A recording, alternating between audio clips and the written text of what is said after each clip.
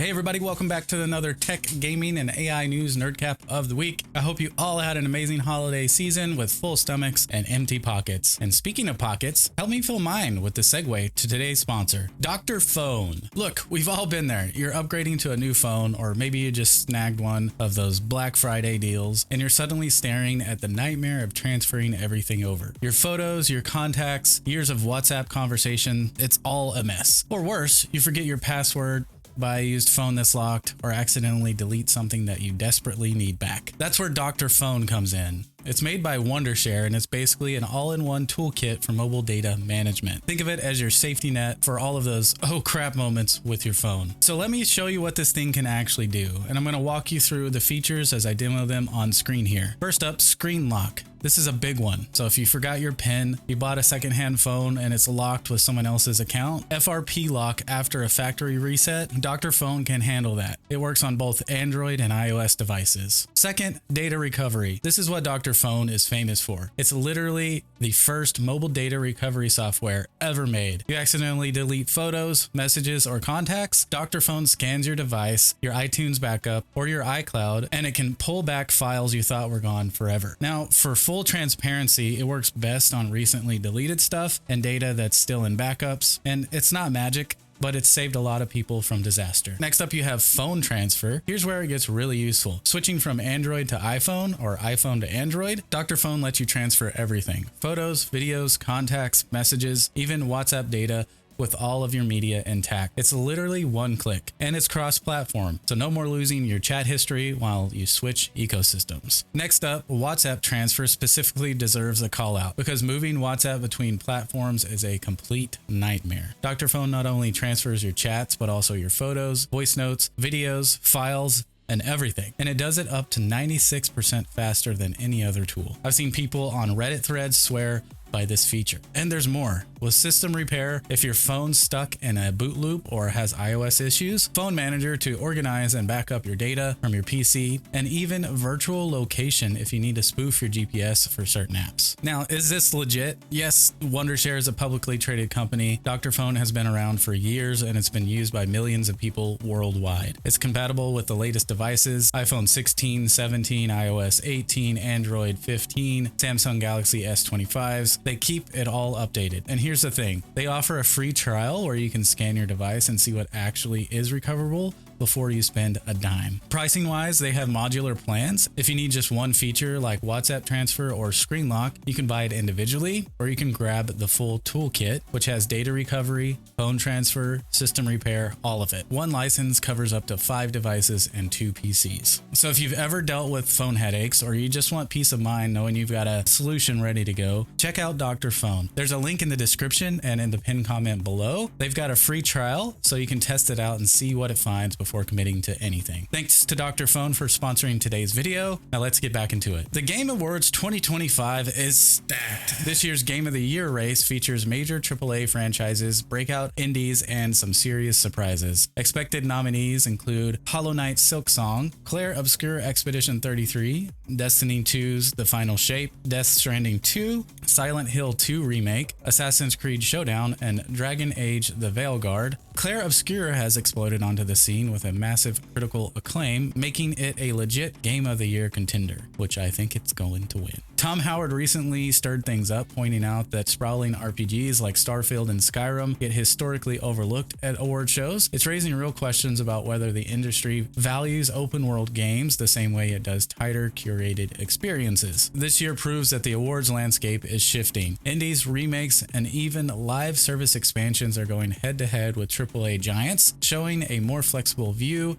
of what Game of the Year actually means. With the show dropping December 11th, the debate over who takes the top spot is just getting started. Amazon just dropped a Fallout Season 2 clip featuring the iconic Novak, complete with Dinky the T-Rex towering over the desert. It's the clearest confirmation yet that Season 2 is heading straight into New Vegas territory. The footage shows the Gowl, played by Walton Goggins, bodied and cornered in what looks like his darkest storyline yet. This tone still delivers a signature mix of brutality and dark humor, now with direct ties with the classic Fallout location. locations. For longtime fans, seeing Novak brought to life is massive and Amazon knows it. With production underway, Season 2 is clearly leaning harder into the Fallout universe, setting up a bigger, more lore-rich chapter than ever before. Tom Howard isn't ruling out an Elder Scrolls TV show, but don't expect it anytime soon. In a recent interview, he made it clear that Fallout's success doesn't automatically mean Skyrim works the same way on screen. According to Howard, Fallout's tone, dark comedy, retrofuturism, and post-apocalyptic chaos was a natural fit for TV, but Elder Scrolls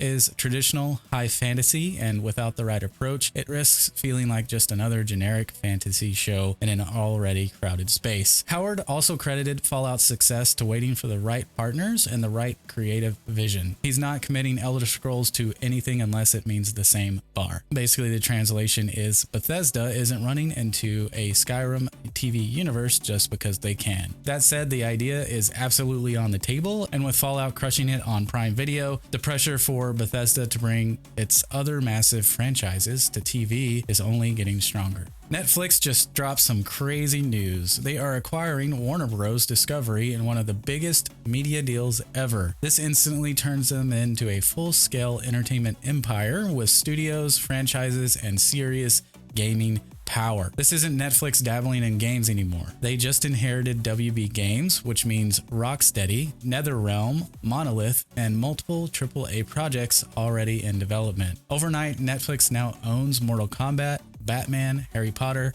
Lord of the Rings, and way more. According to IGN, Netflix is now one of the most powerful game publishers in the world, capable of producing real AAA console PC games, not just mobile apps. They've got the infrastructure Sony and Microsoft built over decades handed to them in one deal. On top of that, they're absorbing HBO, DC, Discovery, Cartoon Network, and WB's entire film library, giving them one of the deepest content catalogs on the planet. The big question now is, will games live inside the Netflix app? Do WB titles stay multi-platform? And what happens to DC's messy movie plans? The bottom line here is Netflix just became a major player in gaming and Hollywood overnight. Tom Howard is weighing in on AI and game development, and his take is surprisingly grounded. In a recent interview, he said AI will absolutely play a major role in how games are made over the next decade, but it's not about replacing human developers. According to Howard, AI works best as a workflow tool, not a creative replacement. He sees it helping with quest prototyping, scripting assistance, asset iteration, and world building, letting devs move faster and experiment more. But the actual creativity, storytelling, design, emotional beats still needs to be done by real people. He compared AI to any other powerful tool. It can speed things up, but only with responsible use and clear oversight. Howard also warned studios not to chase AI as a cost-cutting shortcut, saying the best games come from talented teams, not automation. The takeaway here is that AI will reshape game development, but it won't replace people making the games. At least not yet. And Bethesda is already experimenting with AI in controlled ways as they ramp up work on Elder Scrolls 6 and future projects. Sony is finally addressing the PS5 controller's biggest problem: awful battery life. A new DualSense model is dropping soon with a redesigned battery and better power efficiency, giving players way longer sessions without constantly hunting for a charger. The design stays the same: adaptive triggers, haptic feedback, all that, but the internals got a serious upgrade. Early testers say it lasts hours longer than the original, which had a bad habit of dying right in the middle of a session. Sony's keeping it simple with no new features, no new gimmicks, and just better vision of what's already there. It'll replace the current model once older stock runs out. For PS5 owners, it's about time. For Sony, it's a solid fix as the console hits its mid-gen refresh. CyberPunk 2077 just hit its lowest price ever on Steam as part of the December 2025 sales, and it's bringing in a massive wave of new players. After years of updates, fixes, and the complete 2.0 overhaul, plus the Phantom Liberty expansion, the game's finally at its most affordable and most polished. The discount's already pushing CyberPunk back up in the Steam charts. If you skipped the launch disaster and waited for the finished version, I didn't, I was part of that. The game now has rebuilt police systems, improved AI, expanded abilities, and the polished experience CD Projekt Red actually promised back in 2020. The sale also marks CD Projekt Red's shifts towards their next major projects, including the CyberPunk sequel, which I'm super excited for, as they wrap up active development on 2077. For longtime fans, it's a milestone moment, and for new players, it's easily one of the best deals of the entire Steam winter sale. Google just dropped a major upgrade to Gemini Home, and it's turning the AI assistant into the actual brain of your smart home, not just a voice assistant. The update brings Gemini Nano to more devices and lets users create complex routines with natural language. You can now tell Gemini to coordinate thermostats, lights, locks, and appliances, and more across Google's home-compatible products without manually setting everything up.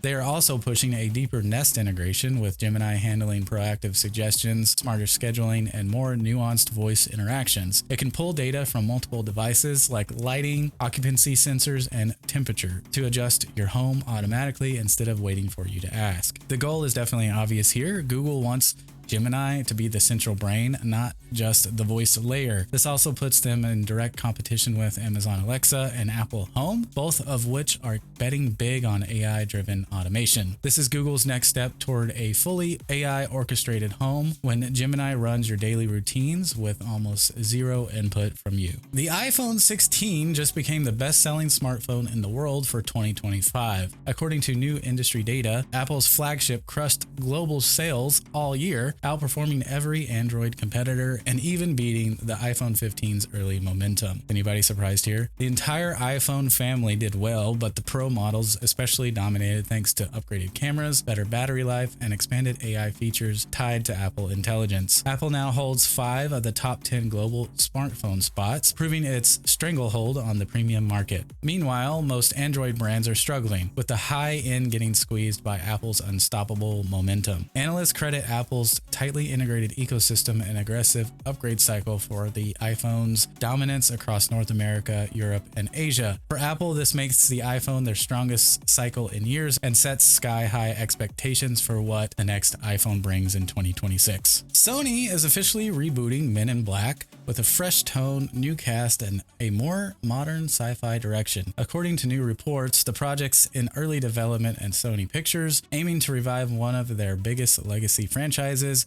for a new generation. The studio wants this reboot to lean less on comedy and more on grounded sci-fi world building, following the success of franchises like Dune and The Boys. The humor's not gone, but expect a sleeker, more serious vibe than the Will Smith and Tommy Lee Jones era. Sony's also exploring deeper MIB lore, including interagency politics, expanded alien creatures, and a more serialized approach that could branch into streaming projects. No casting yet, but early reports say Sony wants brand new leads, not returning stars. The reboot is being handled by Sony's new strengthened film division as they pour money into reviving dormant franchises. This is the first major Men in Black movement since 2019's International, which flopped hard and put the series on ice. With this reboot, Sony is clearly betting the universe still has some serious potential. Middle-earth is coming back to the big screen. All 3 Lord of the Rings extended edition films are officially returning to theaters, giving fans to experience the definitive versions of the trilogy exactly as one intended. This means you'll get to watch The Fellowship of the Ring, The Two Towers, and The Return of the King, each in their full extended runtime. We're talking hours of additional scenes, restored lore moments, and expanded character arcs that never made the original theatrical cuts. The screenings are remastered with upgraded picture and sound formats that take full advantage of modern projection tech. For longtime fans, it's the closest thing to reliving the early 2000s